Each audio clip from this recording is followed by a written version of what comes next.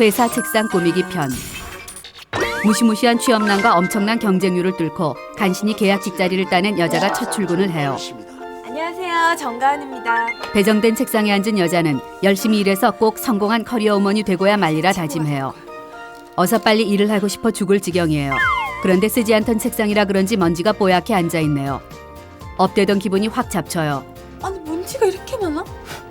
여자는 묵은 때와 곰팡이까지 남김없이 사살해준다는 청소의 왕 휴지로 책상을 구석구석 박박 닦아내요. 깨끗해진 책상을 보니 일하고 싶은 욕구가 20배쯤 더 용솟음 쳐요. 업무를 시작하기 위해 펜을 찾아요. 깜짝이야. 이렇게 못생긴 볼펜은 처음 봤어요. 이런 센스를 밥 말아먹은 볼펜으로 일을 했다가는 작업 능률이 뚝 떨어질 게 분명해요. 아무래도 안 되겠어요. 3개월이면 비워져야 할지도 모르는 책상이지만 효율적인 업무 환경을 위하여 자신만의 안락한 책상을 꾸미기로 해요. 후다닥 일어나 문방구로 가요. 문방구에 들어선 여자는 직장인의 필수품인 귀여운 모양의 연필꽂이 3개와 색색의 예쁜 볼펜, 색연필, 형광펜, 포스트잇, 견출 테이프, 마우스, 스카치 테이프, 기타 등등 꼭 필요한 물품만 간단히 구입해요. 자리로 돌아온 여자는 쇼핑해온 볼펜과 색연필을 예쁜 연필꽂이에 나누어 담아요. 열심히 근무하는 신입의 필수 사무용품인 접착력은 떨어지지만 깜찍해 깨물어주고 싶은 포스트잇과 자태가 아름다운 견출 테이프를 손 닿는 곳에 비치해 두어요. 이제야 일할 분위기가 좀 잡히는 것 같아요. 그런데 컴퓨터 세팅이 영 마음에 들지 않아요. 문방구로 가요. 컴퓨터의 마우스는 회사 것을 뜯어내고 빨간색 무선 마우스로 교체해요. 마우스 패드도 작업 능률을 향상시켜줄 깜찍한 그림이 있는 것으로 교체해요. 손목 보호를 위한 손목 보호대는 필수. 마우스 패드와 색깔을 맞춰주는 센스는 기본이에요. 키보드에는 분노의 메신저질에서 발생하는 소음을 완벽하게 덮어주면서 위생에도 탁월한 효과가 있는 실리콘 덮개를 씌워주어요. 이때 부장이 들어와 자리에 앉아요. 가을 씨가 오니까 분위기가 아주 확 바뀌는구만. 이런 우라질레이션. 내 뒷자리가 바로 까칠하기 그지없는 부장 자리였어요. 그렇다면 빠져서는 안 될 중요한 작업이 있어요. 바로 철저한 보안 작업이에요. 다시 문방구로 가요. 여자는 성능이 좋은 보안 필름을 컴퓨터 모니터에 붙여줘요. 보안 필름은 업무 시간 중 미니홈피 보기, 메신저 하기, 쇼핑몰 탐방 등을 상사의 자리에선 절대로 볼 수 없게 하는 직장인의 필수품이에요. 보안 필름으로 대처하지 못할 상황을 대비해 백밀러도 장착해요. 남들은 얼굴을 보기 위한 거울이라고 생각하지만 사실은 뒷자리 부장의 동태를 감시하기 위한 것이에요. 보안 작업까지 완벽히 마치고 업무를 보려는데 허전한 책상 앞이 마음에 걸려 도저히 일에 집중할 수가 없어요.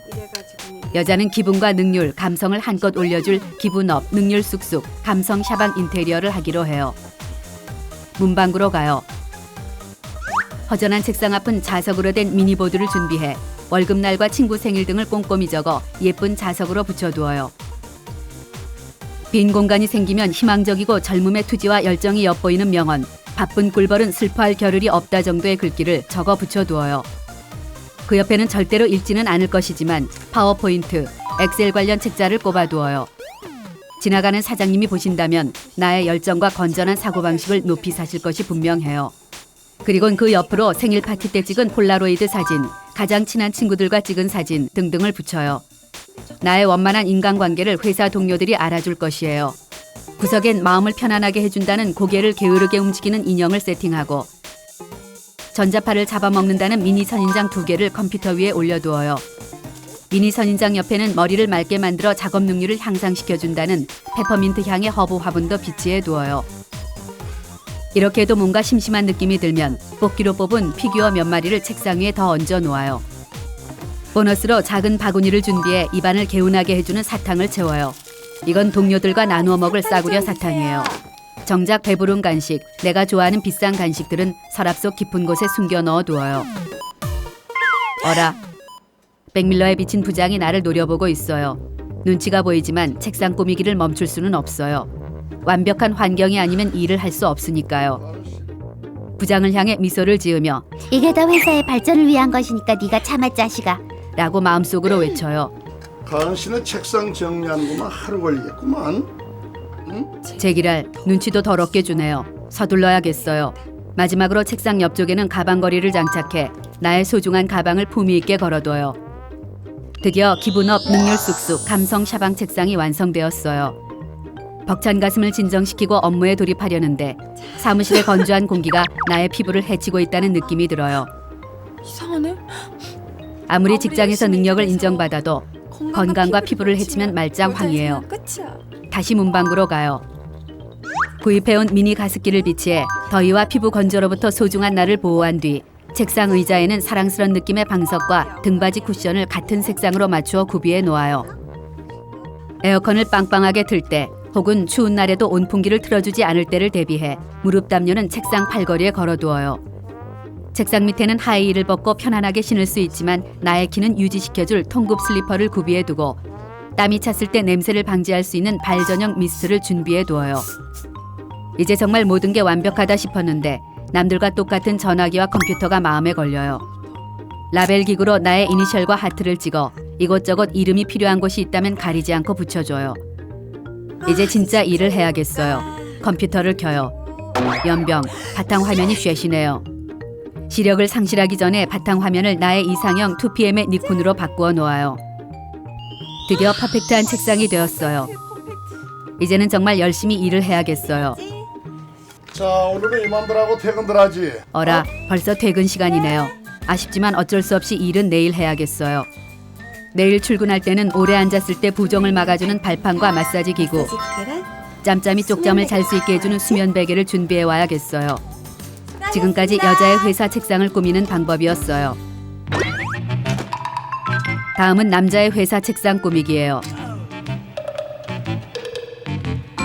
남자는 회사 책상 따위는 꾸미지 않아요. 남자, 여자 몰라요. 여자도 남자 몰라요. 사소한 거 하나부터 너무나 다른 남녀. 결혼 후 부모님 방문편. 일찍 퇴근한 남자가 아내의 회사 앞으로 마중을 나왔어요. 지금 내려오고 있다던 아내가 20분째 감감무소식이에요. 여자들의 지금 나가란 말은 30분 안에는 갈 거니까 닥치고 기다려란 뜻이란 게 사실인가 봐요. 그때서야 아내가 생글거리며 나타나요. 3층에서 1층 오는데 20분이나 걸리다니. 아마도 전생에 나무늘보였던 게 분명해요. 아내가 분위기 파악 못하고 외식을 하자며 애교를 피워요. 우리 스테이크 먹으러 갈까? 남자는 오늘 본가에 가기로 한 거 잊었냐며 쏘아붙여요. 몰라? 그러자 아내의 얼굴이 남자가 입대 영장을 받았을 때와 같은 표정으로 변해요. 아내와 함께 본가에 도착했어요. 집에 들어서자마자 엄마가 달려나와 반겨요. 남자는 엄마를 부서져라 껴안고 혀를 반으로 접은 후 엄마 아들 보고 싶었죠 하며 어리광을 부려봐요. 엄마는 다 큰 놈이 징그럽게 왜 이러냐며 펄쩍 뛰지만 속으로는 좋아하는 게 분명해요. 오랜만에 본 엄마 얼굴에 주름이 또 늘었어요. 자꾸만 늙어가는 엄마가 안쓰러워요. 이상하네 또. 그런데 엄마는 밥도 못 얻어먹고 다니는 거냐 얼굴이 반쪽이 됐다며 내 걱정만 해요. 네가 워낙 바쁘긴 하지. 아내의 직장일이 바빠져서 저녁은 내가 알아서 잘 챙겨 먹는다며 엄마를 안심시켜줘요. 그러자 아내의 표정이 굳어져요. 아내가 배가 많이 고픈가 봐요. 배고픈가 봐 가은이. 엄마가 순식간에 밥을 차렸어요. 너무나도 그리웠던 우리 엄마표 김치찌개예요. 국물을 떠 입안에 넣어요. 따봉, 혓바닥이 녹아내리는 기분이에요.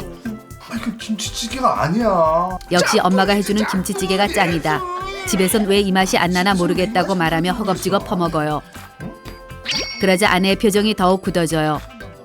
왜 그러는지 알 수가 없어요. 그날인가 봐요. 밑반찬도 울트라 캡숑 나이스 짱이에요. 엄마의 손맛은 역시 누구도 따라잡을 수 없어요. 엄마에게 반찬을 싸달라고 해요. 그러자 아내가 또 인상을 써요. 자꾸 인상을 쓰는 아내에게 슬슬 짜증이 나기 시작해요. 밖에 나와 담배를 피우려는데 아내가 득달같이 따라 나와 언제 갈 거냐고 재촉해요. 너 혼자 얼마나 언제나 부모님 집에만 오면 갈 생각부터 하고 인상만 써대는 아내에게 화가 나기 시작해요. 우리 엄마처럼 며느리 생각하는 사람이 있는 줄 아냐며 화를 내요. 아내가 기가 막히고 어이가 없다는 듯한 표정을 지어요. 더욱 화가 나 한바탕 하려는데 엄마가 나와 무슨 일이냐며 물어요. 있어? 남자는 아무것도 아니라고 얼버무린 후 집으로 들어가요. 남자는 짜증이 솟구치자 아무것도 하기 싫고 마냥 졸리기만 해요. 방에 들어가서 한숨 자려는데 와이프가 기겁을 하고 달려와 말려요. 아, 왜 이래? 이젠 와이프가 꼴 보기도 싫어 외면하고 방으로 들어가 침대에 눕고 꿈나라 여행을 떠나요. 한숨 늘어지게 자고 나서 거실로 나가요. 아내가 말없이 설거지를 하고 있어요. 엄마가 얼마나 불편하실까 걱정이 돼요. 아내의 태도가 영 불쾌하고 화가 나지만 아내가 힘들 것 같아 설거지를 도와주기로 맘먹고 다가가 고무장갑을 끼워요. 그러자 아내가 기겁을 하며 인상을 써요. 아니 얘는 도와준데도 짜증이에요. 도대체 나보고 어쩌라는 건지 모르겠어요. 하루 종일 일하고 와서. 지켜보던 엄마의 표정도 굳어져요. 아니요. 오랜만에 와서 엄마 기분만 상하게 한 것 같아 죄송해 돌아버릴 것만 같아요. 더 이상 있어봐야 엄마 기분만 상하게 만들 것 같아 그만 가보겠다고 해요. 이제 갈게. 이거 하고. 그러자 엄마가 안타까운 표정을 지으며 자고 가라고 해요.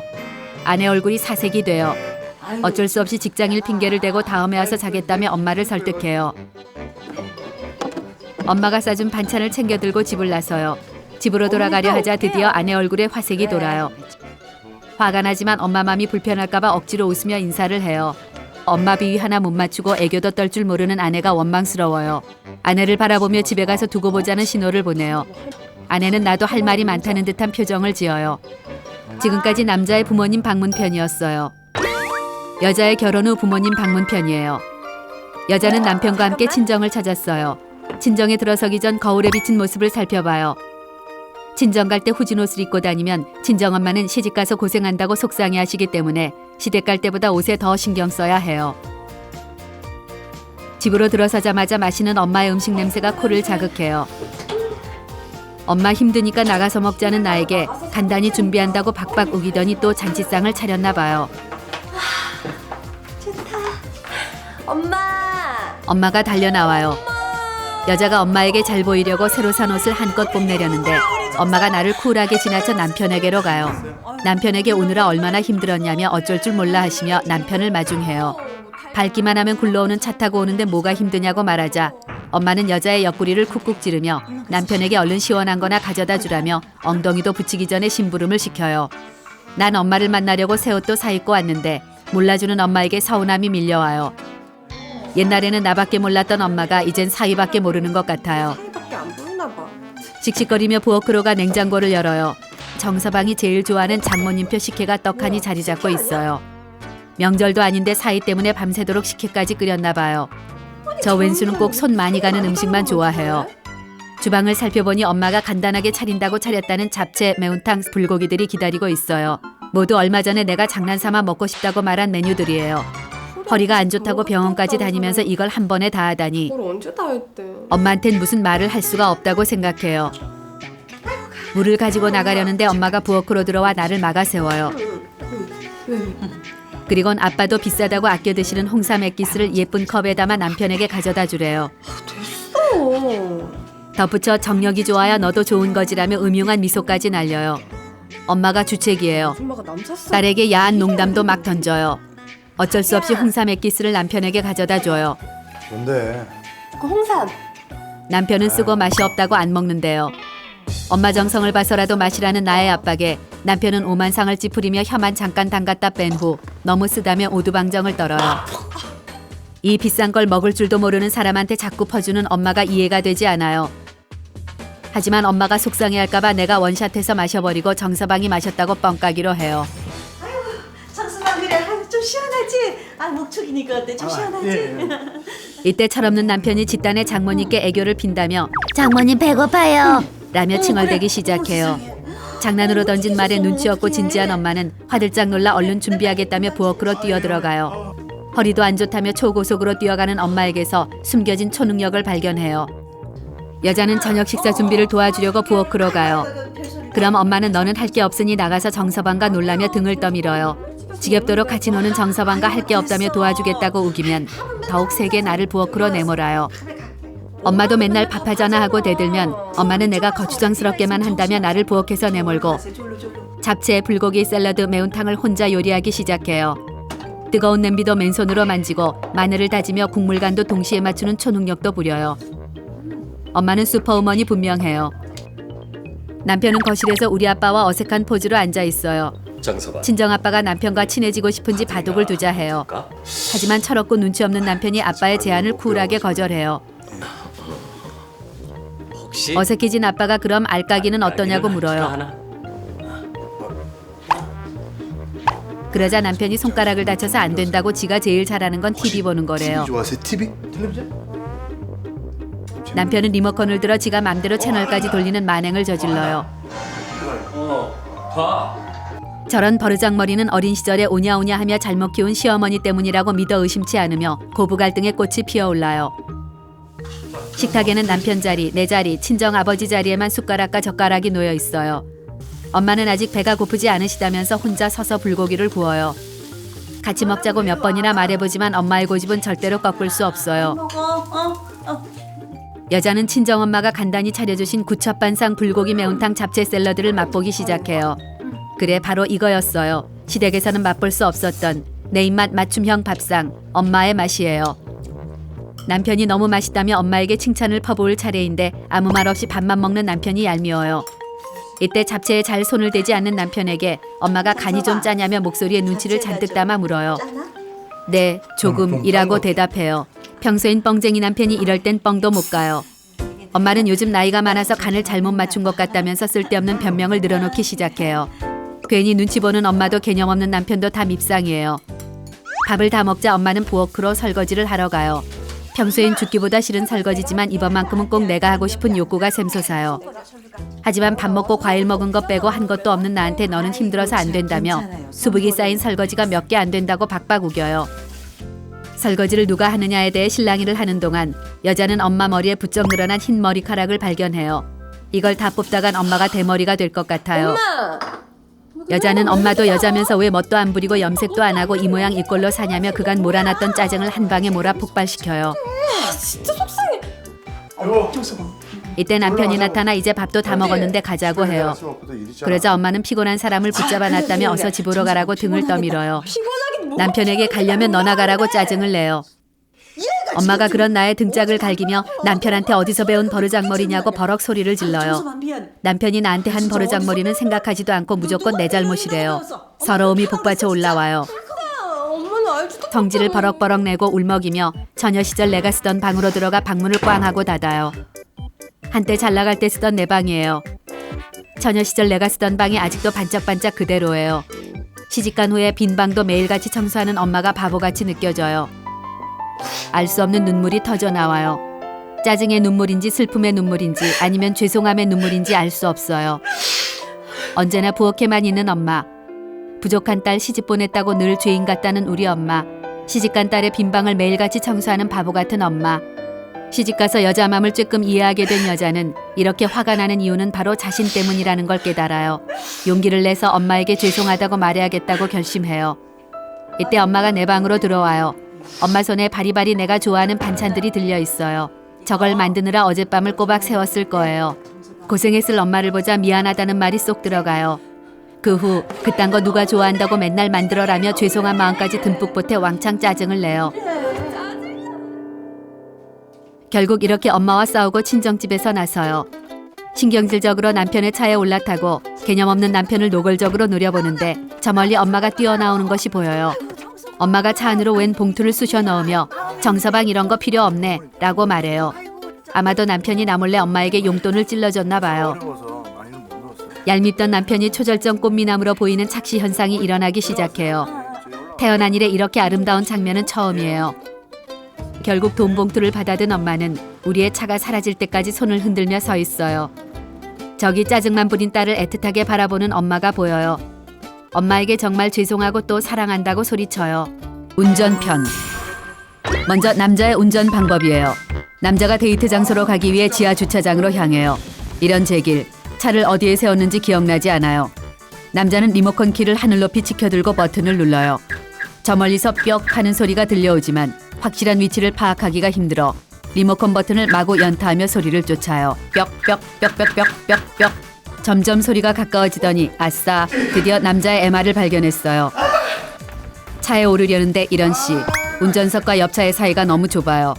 세상에 이런 똥매너가 어딨어요. 남자는 어쩔 수 없이 숨을 깊이 들이마시고 배를 최대한 등과 밀착시킨 후 좁은 사이를 비집고 들어가려다 포기해요. 이건 한민간이와도 통과할 수 없어요. 짜증이 솟구친 남자는 주차된 차의 바퀴를 신경질적으로 걷어차고는 조수석 문을 열고 들어가요. 낑낑대며 조수석에서 운전석으로 넘어간 후 시동을 거는데 이런 씨, 앞창에 대출 명함과 전단지가 마구 꽂혀 있어요. 한국판이야? 와이퍼를 작동시켜 날려버리려 했으나 실패해요. 창문을 내리고 손을 뻗어보지만 닿지 않아요. 제기랄. 남자는 다시 낑낑대며 조수석으로 나가 신경질적으로 전단지를 뽑아 구겨버린 후 차에 올라요. 남자는 안전벨트를 맨 후 창문을 열고 왼쪽 팔을 살짝 올려놓은 후 한 손으로 운전대를 잡아요. 두 손으로 운전대를 잡는 건 초보들이나 하는 아마추어 같은 짓이라 생각하기 때문이에요. 손바닥을 쫙 펴서 핸들에 살짝 올려놓은 후 간지나게 핸들을 조작하며 지하 주차장을 빠져나가요. 도로로 나오면 남자는 자동적으로 신경이 날카로워지고 사소한 것에도 분노하는 터프가이로 변신해요. 평소엔 쓰지 않던 욕도 마구잡이로 쏟아져 나와요. 앞차가 천천히 가면 저런 스리랑카 십장생 같은 놈을 봤나? 그딴 식으로 운전하려면 자전거나 타고 다니지 왜 차를 끌고 나와? 라고 욕을 하고 너무 빨리 가면 에라이 시베리아 벌판에서 귤깔놈아 그렇게 급하면 제트기를 타고 다니지 왜 차를 몰고 다녀? 라고 욕을 해요. 그리고 순전히 지밖에 모르는 이기적인 인간으로 변해요. 자신의 끼어들기는 그럴 수도 있지 뭘 크락션까지 울려대며 성질이냐 하다가도 자신의 앞으로 끼어드는 차만 보이면 미친 듯이 하이빔을 쏴대고 크락션을 마구 울려대요. 내가 하면 로맨스, 남이 하면 불륜이란 말이 떠올라요. 운전 중 남자가 가장 분노하는 경우는 바로 추월을 당했을 때예요. 왠지 모를 패배감에 기분이 상하고 입에선 저런 계산기 같은 시베리안 허스키를 봤나? 라는 육두문자가 자동으로 터져나오고 반드시 따라잡고 말겠다는 승부욕이 발동되기 시작해요. 남자는 미하엘 슈마허러 빙의의 고개 운전을 펼치며 반드시 추월해 저 겁없는 운전자에게 인생의 쓴맛을 보여주리라 다짐해요. 사고의 위기를 무수히 넘기고 드디어 앞차를 따라잡는데 성공하는 순간엔 세상을 다 가진 것처럼 행복해져요.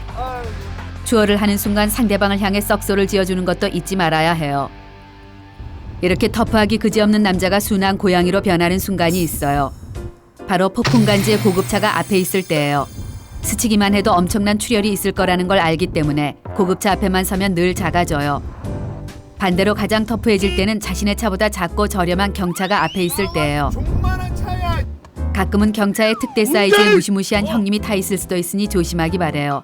까불다가 인생 한 방에 훅 가는 수가 있으니 늘 겸손하게 안전운전하세요. 이렇게 이기적이고 인정이 사라진 풍경만 있는 것은 아니에요. 맞은편에서 오는 차들이 깜빡깜빡하며 하이빔을 날려줄 때가 있어요. 저건 바로 네 앞에 경찰의 이동식 단속 카메라가 있으니 닥치고 속도를 줄이라는 신호예요. 역시나 경찰이 일각에 숨어 카메라를 들이대고 있어요. 이럴 때 아직은 대한민국이 살만하구나 하는 생각이 들고 사람 사는 훈훈한 정을 느껴요. 운전을 하면서도 쭉쭉빵빵 이쁜이를 찾아내는 능력은 사라지지 않아요. 운전 중에도 이쁜이만 나타나면 안구가 자동으로 움직여요. 그러다 황천길로 떠날 뻔한 일이 한두 번이 아니지만 본능이라 그런지 웬만해선 고쳐질 기미가 보이지 않아요. 남자는 처음 가는 곳일지라도 웬만하면 길을 묻지 않아요.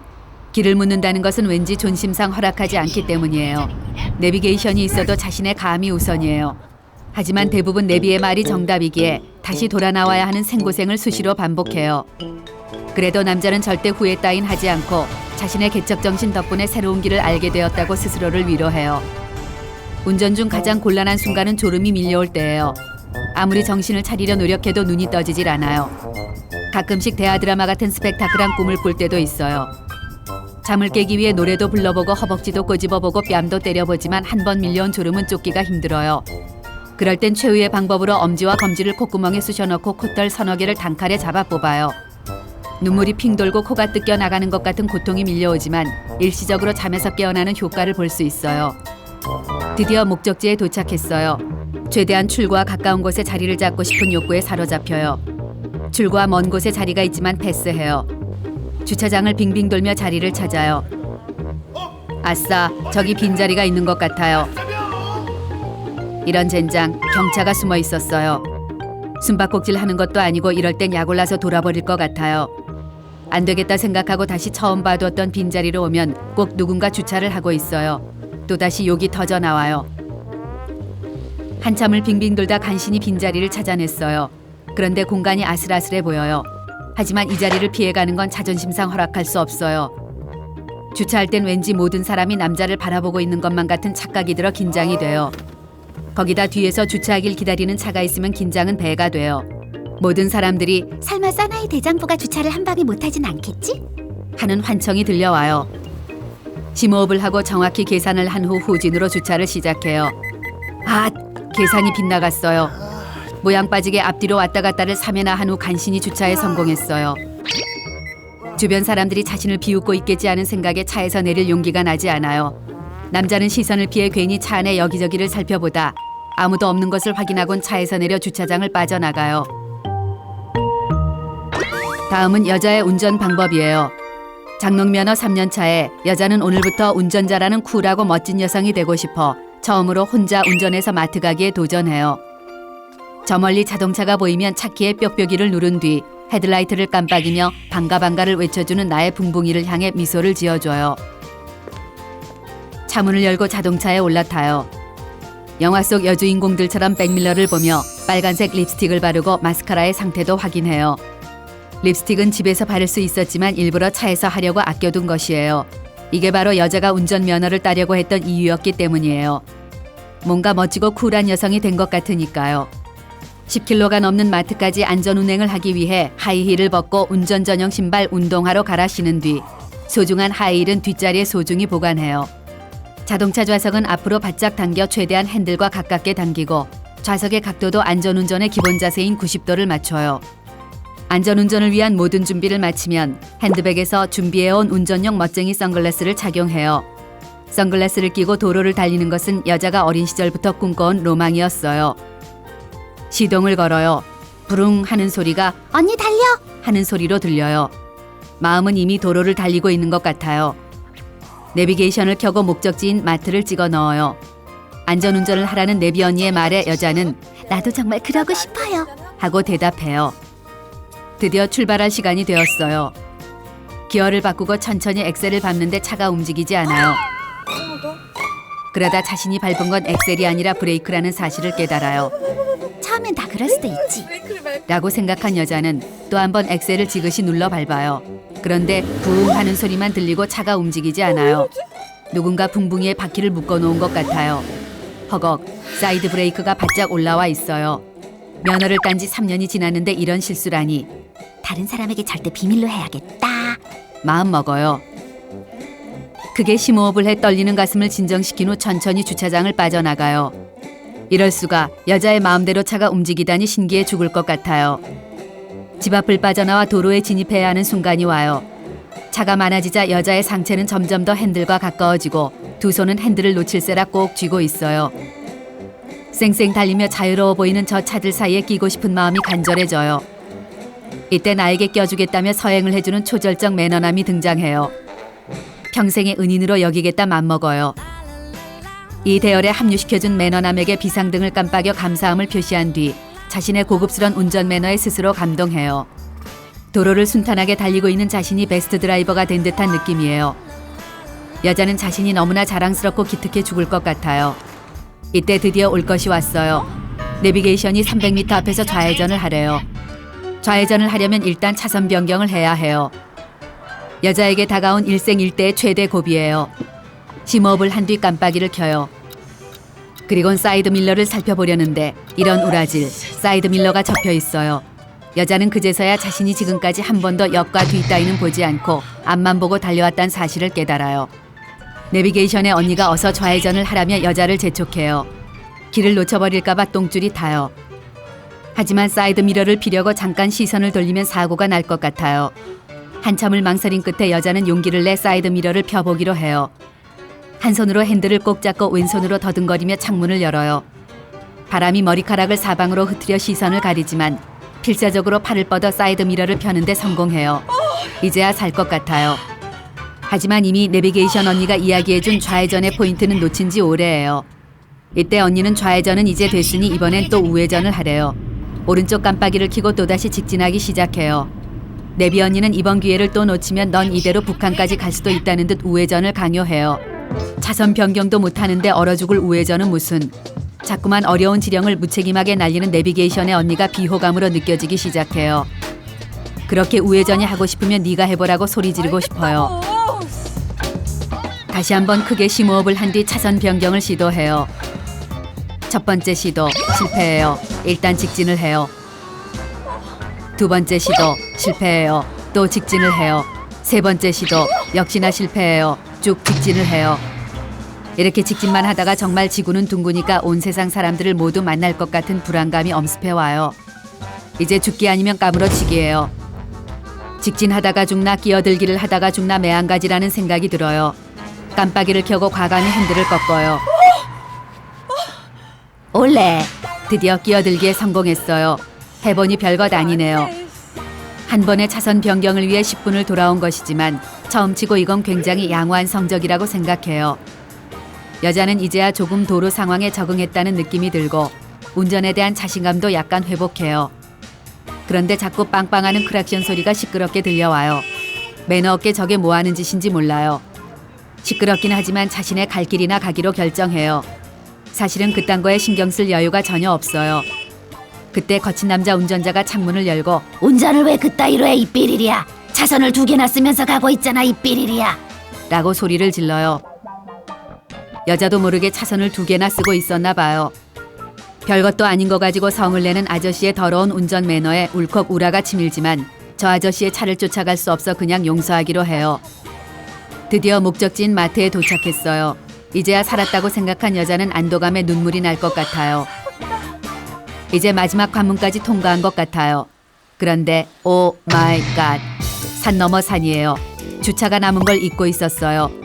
아빠가 알려주신 주차하기 공식을 떠올리며 차를 앞쪽으로 쭉 뺐다가 허리를 꺾어 뒤를 돌아보고 주차를 시도해보지만 차는 내 마음대로 움직여지지 않아요. 이번엔 차를 뒤로 쭉 빼 다시 주차 공간으로 들어서 봐요. 그러나 이것도 역시 역부족이에요. 앞도 보고 뒤도 보고 옆도 살펴봤지만 사실 여자는 뭘 어떻게 해야 이 커다란 차를 저 조그만 공간에 넣을 수 있을지 전혀 모르겠어요. 후진을 할 때 꺾어야 하는 핸들 방향이 헷갈려 답답해 죽을 것만 같아요. 차를 버려버리고 싶은 충동이 용솟음쳐요. 차를 앞뒤로 수십 회 오고 간 결과 드디어 자동차가 선 안에 들어가긴 한 것 같은데 이런 씨, 주차장 기둥에 차를 박고 말았어요. 여자는 상태를 확인하기 위해 차에서 내려 살펴봐요. 살짝 긁히긴 했지만 못 쓸 정도는 아니네요. 다시 차에 올라타 차를 한 번 더 빼요. 또 박았어요. 다시 빼요. 또 박아요. 또 빼요. 역시나 박았어요. 이렇게 여자의 차가 만신창이가 되었어요. 하지만 여자는 주차를 포기할 수 없어요. 그렇게 15분이 흘러요. 아싸 가오리, 드디어 주차에 성공했어요. 차가 좀 망가지긴 했지만 그래도 살아남은 게 어디예요. 운전으로 받은 스트레스를 풀기 위해 마트로 들어서려는데 오 마이 갓, 핸드백을 차 안에 두고 내렸나 봐요. 차로 다가가 차키를 찾는데 이런 된장, 차키를 차 안에 꼽아둔 채 그냥 내렸네요.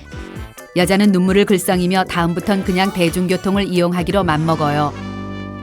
사소한 거 하나부터 너무나 다른 남녀 생활을 심층적으로 탐구해보는 남녀 탐구생활 보너스 타이어 펑크 편. 먼저 남자의 타이어 펑크 시 행동이에요. 길가에 차를 주차하고 차에서 내려 바퀴를 확인해요.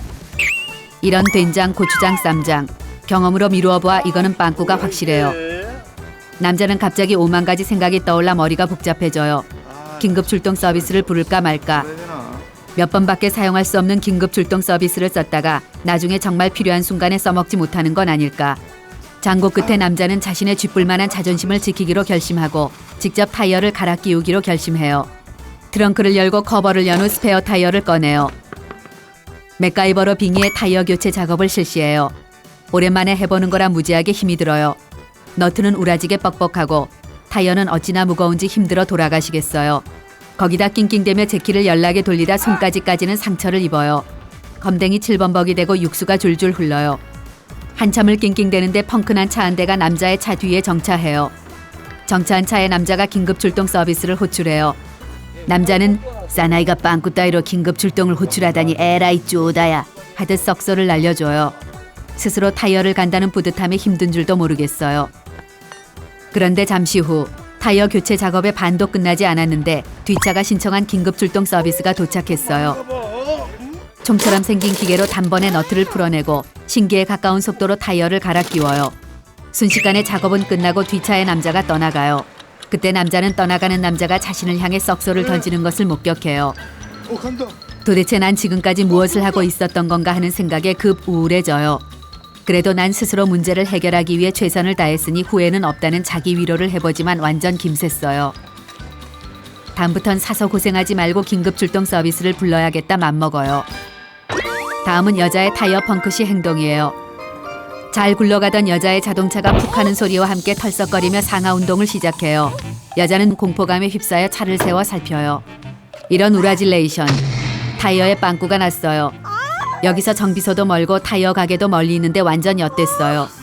여자는 빵꾸가 난 타이어를 해결하기 위해 뭔가를 해볼까 하다가 10초도 되지 않아 자신은 아무것도 할 수 없다는 걸 깨달아요. 친오빠에게 SOS를 쳐요. 오빠가 타이어 가는 건 여자의 화장법보다 100배는 단순한 일이라며 한번 갈아보래요. 내 차에 타이어 없단 말이야. 여자는 새 타이어가 없다며 가는 건 내가 갈 테니 오빠에게 타이어를 하나 사다 달라고 부탁해요. 오빠가 답답하다는 듯 차에는 모두 예비 타이어가 있으니 트렁크 열어 확인해 보래요. 트렁크를 열어봐요. 트렁크에는 여자의 구두, 우산, 그리고 엄마에게 혼날까봐 집에 가지고 들어가지 못한 쇼핑백들만 자리 잡고 있어요. 여동생이 타이어가 없어 도로에서 늙어 죽게 생겼는데 이렇게 무심하다니. 오빠와의 30년 우애가 모두 물거품이었음을 깨달아요. 이건 부르면 30분 내 와준다는 자동차 보험 광고가 사실인지 확인할 기회예요. 보험회사에 전화를 걸어 타이어가 빵꾸나 도로 위에 고립되어 있으니 타이어 하나만 사다가 갈아달라고 부탁해요. 잠시 후 서비스 아저씨가 와요. 여자는 아저씨가 새 타이어를 가져오길 기대했는데 아저씨의 손이 텅텅 비어 있어요. 뭐지? 지금 내가 여자 운전자라고 무시하는 거야? 빈손에 서비스 아저씨를 본 여자는 뚜껑이 열리기 시작해요. 나에게 인사하는 아저씨에게 타이어는 어디 갔냐고 따져 물어요. 이때 아저씨가 트렁크로 다가가 없었던 타이어를 뿅 하고 나타내는 마술을 보여줘요. 데이빗 카퍼필드의 기차를 옮기는 마술보다 더 어메이징하고 스펙터클한 마술이에요. 서비스 아저씨가 자동차 속에 숨겨져 있던 비밀의 방 존재를 나에게 알려줘요. 옵션도 없이 공짜로 타이어도 주다니. 자동차 회사에게 고마움을 느끼다가 줄 거면 그냥 주지 왜 꽁꽁 숨겨서 줬는지 이해가 되지 않아요. 아저씨가 타이어를 꺼내 들고 뻥 하고 뚫려 축 처져버린 타이어를 갈아 끼워줘요. 위기의 순간 여자를 구한 서비스 아저씨가 진정한 영웅처럼 보여요.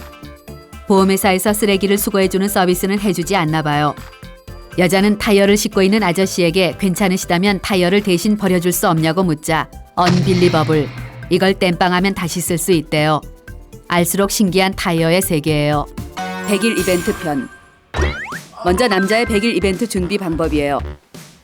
밤새 인터넷 게임을 하고 떡실신을 한 남자가 점심시간이 되어서야 간신히 깨어나요. 10월의 마지막 날을 기념해 상쾌한 하루의 시작 모닝똥을 때리려 일어나는데 달력에 오늘 날짜에 빨간색 매직으로 동그라미가 쳐져 있고 별이 5개쯤 마구 그려져 있는 걸 발견해요. 뭔가 엄청나게 중요한 날인 것 같기는 한데 전혀 기억이 나지 않아요. 엄마 생신인가? 그럴 리 없어요. 엄마 생신이라면 별표를 5개나 치지 않았을 거예요. 별표의 개수를 봤을 때 이건 여친과 관계된 날이 분명해요. 도대체 무슨 날이길래 별이 5개나? 완전 엿됐어요. 오늘이 여친과 만난 지 100일째 되는 날이라는 게 떠올라요. 100일이 넘을. 여친 몰래 감동 100배 대박 깜놀 눈물 줄질 이벤트를 준비하기로 맘먹고 별표까지 쳐놨는데 그걸 곳에 까먹었어요. 전생에 닭이었나 봐요. 하지만 지금이라도 생각해낸 게 다행스러워요. 그냥 넘어갔다간 100개월 이상 구박에 시달릴 게 뻔하기 때문이에요. 시간이 얼마 남지 않아 똥줄이 타는 남자는 재빨리 컴퓨터 앞에 앉아 100일 이벤트 방법을 검색해요. 수많은 100일 이벤트 방법이 떠요. 간지 잘잘 명품 선물 이벤트는 과소비 조장과 외화 유출, 그리고 남자 호주머니의 사막화 사태를 유발할 것 같아 쿨하게 패스해요. 장시간의 검색 결과 촛불 이벤트가 매우 적절하다는 확신이 들어요. 저렴하면서도 간지가 좔좔 흐르고 성공만 하면 뜨거운 키스가 자연스럽게 따라주는 아주 효율적인 방법이래요. 그래서 드라마마다 한 번씩은 꼭 써먹는 건가 봐요. 드라마에 나오는 뜨거운 키스씬을 떠올리자 의욕이 20배쯤 더 솟구쳐요. 완벽한 이벤트를 위해 색색의 풍선과 로맨틱한 분위기를 한층 더해줄 폭죽 세레머니까지 추가하기로 해요. 거기다 보너스로 백성의 장미와 깜찍한 인형을 추가하고 와인과 예쁜 케이크까지 준비하기로 해요. 퍼펙트한 시나리오가 짜였어요. 남자의 정성에 감동한 여친의 눈물을 닦아줄 손수건까지 준비한 남자는 마지막으로 뜨거운 키스를 위해 이를 닦으러 가요. 남자는 30분가량 최대한 정성 들여 구석구석 이를 닦아요. 이를 닦으며 이벤트 때 할 로맨틱한 멘트를 구상해요. 사랑과 정열을 그대에게. 좀 구려요. 넌 나의 영원한 아롱사태야. 대빵 유치해요. 내가 어제 바닷가에 동전을 빠뜨렸어. 그걸 찾을 때까지 널 사랑할게. 참기름 한 마를 원샷한 것 같아요. 그래도 나름 분위기 있는 게 괜찮은 것 같아요. 뜨거운 키스의 순간이 떠올라 마구 흥분돼요. 엄청난 양의 이벤트 준비물을 양손 가득 들고 낑낑대며 여친 집 앞 놀이터로 향해요. 너무 무리를 한 거 아닌가 하는 생각이 들어요. 하지만 감동의 눈물을 질질 흘릴 여친을 생각하며 꾹꾹 참아요. 그런데 여친이 혹시라도 집에 없으면 어쩌나 하는 걱정이 들어요. 이렇게 온갖 정성을 다했는데 감동해줄 여친이 없으면 완전 꽝 되는 거예요. 남자는 여친에게 전화를 걸고 최대한 자연스럽게 오늘 집에 있을 거지? 하고 물어요. 아싸 가오리, 집에 있을 거래요. 왜 그러냐고 묻는 여친에게 아무것도 아니야, 그런 게 있어 하며 급하게 전화를 끊어요. 너무나 자연스러운 연기에 여친이 완벽히 넘어갔어요. 이런 이벤트가 기다리고 있으리라곤 꿈에도 생각하지 못할 게 분명해요. 흐뭇한 미소를 지으며 여친 집 앞 놀이터로 들어서는데 이런 우라질, 놀이터에 유딩들이 가득해요. 유딩들이 하나둘 남자의 근처로 모여들어요. 동물원 원숭이가 된 기분이에요. 뻘쭘에 작업을 시작할 엄두가 나지 않아요. 남자의 이벤트용 풍선을 갖고 싶어 침을 질질 흘리는 유딩들이 거슬리는 남자는 풍선 주면 고홈 할 테냐 하고 딜을 제안해요. 유딩들이 풍선을 받아들고 집으로 뛰어가요. 이제 방해꾼이 없어졌구나 싶었는데 이런 젠장, 다른 유딩들 한 무더기를 더 끌고 나타났어요. 다짜고짜 자기들도 풍선을 달래요. 니들 줄 풍선은 없다고 하자 울고불고 난리예요. 짜증나 돌아버리겠어요. 어쩔 수 없이 풍선을 불어 하나씩 쥐어줘요. 덕주가리가 가출한 기분이 들어요. 이러다 키스도 못하는 거 아닌가 싶어 걱정이 밀려와요. 이제야 방해꾼들이 정리됐어요. 다시 작업을 시작하려는데 날이 춥고 해는 저물고 거기다 턱은 빠질 것 같고 이러다 이벤트를 망칠 것만 같은 생각이 들어요. 조급한 마음에 풍선은 더욱 부러지지 않아요. 시간이 없어 풍선은 5개만 데코레이션 하기로 하고 양면 테이프로 놀이터 일각에 붙여요. 촛불로 진입 놓아 키스 장소인 하트 모양도 간지나게 만들고 I love you라는 글씨도 만들어요. 삐뚤빼뚤 개발 세발이지만 알아볼 수 있을 것 같아요.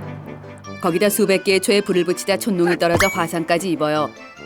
그런데 이놈의 초는 붙이면 꺼지고 붙이면 꺼지고 도대체 생각대로 되는 게 하나도 없어요. 드라마에서 나오는 울트라 캡숑 나이스 간지 잘잘 이벤트는 다 구라예요. 혼자 해보지 않았으면 말을 하지 마세요. 전신에 땀이 줄줄 흐르고 입에선 단내가 날 지경이에요. 온갖 우여곡절 끝에 간신히 모양새는 갖추게 되었어요. 만족스럽진 않지만 이 정도면 여친이 감동에 눈물을 2바가지는 흘릴 거란 생각이 들어요. 남자는 막간을 이용해 성공적인 100일 이벤트를 상상해봐요. 놀이터로 들어선 여친이 어머 이게 뭐야? 하며 깜놀할 때 장미 백송이와 병아리 인형을 건네며 근사한 고백을 하면 여친은 감동의 눈물을 좔좔 흘리며 남자에게 입술을 내맡길 거예요. 생각만 해도 미소가 절로 나요. 아마 여친은 이런 이벤트를 준비했을 거라곤 꿈에도 생각 못할 거예요. 남자는 마지막으로 신중에 신중을 가해 다시 한번 가글을 하고 여친에게 전화를 걸어요. 다음은 여자의 100일 이벤트 준비 방법이에요. 남친과 100일을 맞은 여자는 바로 오늘을 위해 남친을 감동 먹일 스펙터클 어메이징 언빌리버블 올레 이벤트를 준비했어요. 여자의 사랑과 정성이 듬뿍 들어간 십자수 쿠션이에요. 이걸 완성하느라 3일 밤낮을 눈알이 빠져나오는 고통과 손끝이 허물어지는 고통을 참아냈어요. 이게 다 사랑의 힘이라고 생각하며 새삼 남친에 대한 나의 위대한 사랑에 깜짝 놀라요. 이걸 받는 순간 남친은 나의 여성스러움과 정성에 딱 이 여자구나 생각하고 곧장 결혼이라도 하자고 조르면 어쩌나 쓸데없는 걱정도 해요. 하지만 이게 끝이 아니에요. 이 십자수 쿠션보다 더 놀랍고도 감동적이며 우리의 100일을 상상 그 이상으로 만들어줄 이벤트가 있어요. 바로 여자의 S라인을 엣지 있게 살려줄 원더풀 초이스 100% 실크에 반드시 드라이 세탁을 해야 하는 샤방샤방 고급 엘레강스 원피스예요. 처음에는 남친의 옷을 사려고 했지만 남친이 가장 기뻐하는 것은 내가 이뻐지는 것이라 확신하기에 그 돈으로 자신의 옷을 구입했어요. 이 아름다운 원피스를 입고 나타나는 여자를 보면 남친은 넋을 놓고 침을 좔좔 흘릴 것이에요. 이때 남친에게서 전화가 와요. 오늘이 무슨 날인지 모르는 건 아니겠지? 모른다면 이건 이별 사유야. 라는 비장함을 담은 목소리로 전화를 받아요. 이때 남친이 마치 아무것도 준비 안 한 듯하지만 분명히 엄청난 이벤트가 준비 중이라는 표현을 담뿍 담은 오늘 집에 있지? 라는 초특급 힌트를 여자에게 던져줘요. 올레, 분명 뭐가 있어요. 나의 아름다운 몸매와 피부톤을 더 화사하게 보여줄 실크 원피스를 입고 남친이 준비했을 초특급 이벤트를 맞아줄 생각을 하니 기분이 붕붕 날아오르는 것 같아요. 영화나 드라마에서처럼 이 순간에 남친이 특별히 나만을 위해 준비한 사중주 음악가들이 나를 둘러싼 채 아름다운 노래를 연주할 것이에요. 생각만 해도 온몸이 짜릿짜릿해지는 감동적인 모습이에요. 여자는 실크 원피스를 입고 한 바퀴를 빙글 돌며 오늘 남친이 준비한 감동 이벤트에 대한 엄청난 감동을 어떻게 표현해야 하나 거울을 보며 연습해 보아요. 오빠 짱. 드디어 남친이 놀이터로 나오라는 전화가 와요. 깜찍한 놈. 집 앞에서부터 엄청난 이벤트가 있나 봐요. 알겠어, 금방 나갈게. 잔뜩 감동을 받을 준비를 하고 가방 안에는 오늘 나만을 위한 초특급 이벤트를 기념할 수 있는 폴라로이드 사진기와 디지털 카메라를 챙겨요. 1000만 원의 가치와도 바꿀 수 없는 나의 정성 가득한 십자수 쿠션도 예쁜 포장 상자에 담아 챙겨요. 분명 뭔가가 준비되어 있을 거라는 예상을 하지만 전혀 아무런 예상도 기대도 없다는 듯한 내면 연기를 선보이며 놀이터로 가요. 와우, 촛불 불빛이 나의 가는 길을 밝혀주고 있어요. 살짝 감동을 받으려는데 남친이 땀범벅이 된 얼굴로 잠깐을 연발하며 자꾸만 꺼지는 촛불을 바쁘게 켜고 있어요. 자세히 보니 켜져 있는 촛불보다 꺼진 촛불이 더 많아요. 급 실망하지만 이벤트의 시작을 이렇게 준비한 것이 나쁘지 않다고 생각해요. 살짝 감동 먹은 얼굴로 촛불길을 따라 걸어요. 촛불길 끝에 촛불이 다 꺼져서 확신할 수는 없지만 파트로 추정되는 공간 위에 커다란 병아리 인형과 장미꽃 바구니가 자리 잡고 있어요. 초장 이벤트가 이 정도인 걸 보니 분명 다음 이벤트는 더욱 엄청날 것 같아요. 엄청 감동을 먹은 척 병아리 인형과 장미꽃에게 다가서는데 근처에 풍선 몇 개가 굴러다니고 이곳저곳 이 촛불을 켜느라 힘을 뺐는지 땀을 닦은 휴지들이 널브러져 있어요. 남친의 얼굴에도 땀을 닦은 휴지들이 덕지덕지 붙어 있어요. 여자는 남친을 향해 미소를 지으며 그래, 이제 여기는 볼일 끝났으니 메인 이벤트 코스로 고고싱 하자. 라는 텔레파시를 쏘아보네요. 남친이 여자의 텔레파시를 받았나 봐요. 엄청난 것이 기다리고 있으니 기대하라는 듯 거만한 미소를 날리더니 수상한 막대기 몇 개를 꺼내 그것에 불을 붙여요. 잠시 후 피용 하는 코끼리 방구 소리를 내며 하늘을 향해 희미한 불꽃이 튀어 올라갔다가 피식하고 꺼져요. 아마도 불꽃놀이인가 봐요. 이건 텔레비전에서 보던 것과는 달라도 너무 달라요. 완전 실망이에요. 남친은 30발 연속으로 터지는 불꽃을 손에 들고 거만한 미소를 띄우며 감동받아 죽을 지경이냐는 듯 나를 바라보고 있어요. 불꽃놀이를 가장한 불장난이 진행되는 동안 촛불들은 싸늘한 바람에 비참히 꺼져버리고 내가 준비한 이벤트 초특급 어메이징 이벤트 실크 원피스는 바람에 휘날려 완벽한 라인 따위는 보이지 않게 되었어요. 여자는 이 이벤트를 어서 마무리하기로 하며 폴라로이드와 사진기를 꺼내요. 여자는 팔을 걷어올리고 실크 원피스를 조심스럽게 붙잡은 다음 미니홈피 자랑질 업데이트용 사진을 찍기 시작해요. 남친과 셀카, 꽃다발과 병아리 인형과의 단체 샷. 이벤트 사진을 미니홈피에 올려 친구들에게 자랑질을 해야 해요. 사진을 찍은 뒤 여자는 이제 제발 네가 준비한 메인 이벤트 장소로 옮기자는 의미로 우리 이제 어디가? 하고 물어요. 그러자 남친이 자신은 아무런 계획이 없다는 듯 여자를 바라보며 어디 또 가게? 라고 물어요. 오 마이 갓, 믿을 수 없어요. 촛불 켜고 풍선 몇 개 굴러다닌 게 100일의 끝이래요. 얘가 날 정말 사랑은 하는지 의심스러워져요. 여자는 100일을 위해 무리의 장만한 실크 원피스가 무용지물이 되었다고 느끼며 이 이벤트에 대한 무한 실망감을 느껴요. 허무함에 눈물이 터져나올 것 같아요. 이때 남친은 여자에게 오늘의 이벤트가 감동적이어서 우는 것이냐고 물어요. 이 시기 여자 마음을 몰라줘도 너무 몰라요. 이건 100일같이 일생일대의 특별한 날의 메인 이벤트가 될 수 없다는 걸 모르나 봐요. 내가 기대했던 TV 속 이벤트와는 달라도 너무 달라요. 그래도 애써 준비한 남친 앞에서 신경질을 낼 수 없어 참기로 해요. 남녀 탐구 생활 여기서 팁. 남녀가 이벤트 끝난 뒤에 하는 행동이에요. 먼저 여자의 이벤트 후 행동이에요. 집으로 돌아온 여자는 그래도 이게 끝이 아닐 거라는 희망의 끈을 놓지 않아요. 병아리 인형과 꽃바구니만 주는 것은 포장지만 주고 선물은 안 주는 것과 다름없으니까요. 남친에게 받아온 병아리 인형과 꽃다발을 샅샅이 뒤지며 혹시 남친이 숨겨놨을지 모르는 반짝이고 작은 물건을 찾아 헤매지만 없어요. 젠장. 이 시기 어디 센스 길러주는 학원이 있으면 보내주고 싶어요. 다음은 남자의 이벤트 후 행동이에요. 이벤트를 마친 남자는 이벤트를 성공적으로 끝냈다는 생각에 기분이 업돼요. 좀 어설프긴 했지만 여친이 감동에 눈물까지 흘린 것이 뿌듯해 죽을 지경이에요. 남자는 이 세 개의 이벤트를 친구들에게 자랑하고 싶어 죽을 지경이에요. 친구들과 소주 한잔하러 막 일어서려는데 경비 아저씨가 달려와 애들 노는 데를 왜 이 모양 이 꼴로 만들어놨냐며 다 치워놓으래요. 우라질. 경비 아저씨의 감시를 받으며 떨어진 촛농과 풍선들을 정리하는데 촛농은 더럽게 안 떨어지고 풍선은 갑자기 터져서 고막이 터질 것 같아요. 여자 여러분, 드라마에서 나오는 이벤트는 다 개구라예요. 제발 남친과 드라마 주인공을 비교하는 일은 삼가주세요. 사소한 거 하나부터 너무나 다른 남녀 생활을 심층적으로 탐구해보는 남녀 탐구 생활 보너스. 마법에 걸린 날 편. 먼저 마법에 걸린 여자의 탐구 생활이에요. 여자는 아침에 눈을 뜨자마자 뭔가 꿉꿉하고 불쾌한 기분에 휩싸여요. 쉣, 마법이 터졌어요. 등록한 지 얼마 되지도 않은 수영을 빠지게 생겼어요. 여자라는 이유로 수영 회원권의 3분의 1을 이렇게 날려야 한다니 성질이 치밀어 올라요. 당장 소비자 보호센터에라도 전화를 걸어 이 비합리적인 상황에 대해 어필하고 싶은 마음이 들어요. 그런데 뭔가가 이상해요. 수영을 끊을 때 체크해두었던 예정일이 아니에요. 여자는 다이어리를 꺼내 나만이 알 수 있는 암호, 별 모양으로 미리 표시해두었던 예정일을 확인해요. 쉣, 이틀이나 먼저 터진 것이에요. 몸이 안 좋으면 주기가 변하고 그런다던데 내 몸에 무슨 문제가 생긴 게 아닐까 걱정이 번져요. 이런 날엔 따뜻한 방에 배 깔고 누워 잠이나 자는 게 짱이지만 목구멍이 포도청인지라 회사에 가야 해요. 여성 복지를 위해 생리 휴가를 준다지만 그건 친구들과 놀러 갈 때 써야 하기 때문에 오늘은 약으로 버티기로 해요. 화장을 하려는데 어김없이 뾰루지가 올라오고 다크서클은 줄넘기를 할 만큼 내려와 있어요. 오늘의 피부 상태는 완전 메롱이에요. 이럴 때 나는 뾰루지는 왜 꼭 코 옆 오서방자리이거나 짤 때 고통스러워 죽을 것 같은 인중에 생기는지 모르겠어요. 컨실러로 떡칠해 여드름을 겨우 감춰요. 옷을 입어요. 어젯밤부터 입고 싶어 입맛을 다시던 아이보리빛 샤방한 스커트가 어서 나를 입어보라며 유혹의 손길을 던져요. 샤방한 스커트가 나만 입으면 이 찜찜한 기분에서 탈출할 수 있을 거라고 소리치는 것 같지만 저걸 입었다가는 아차하는 순간 먹미가 될 수 있으니 참아야 해요.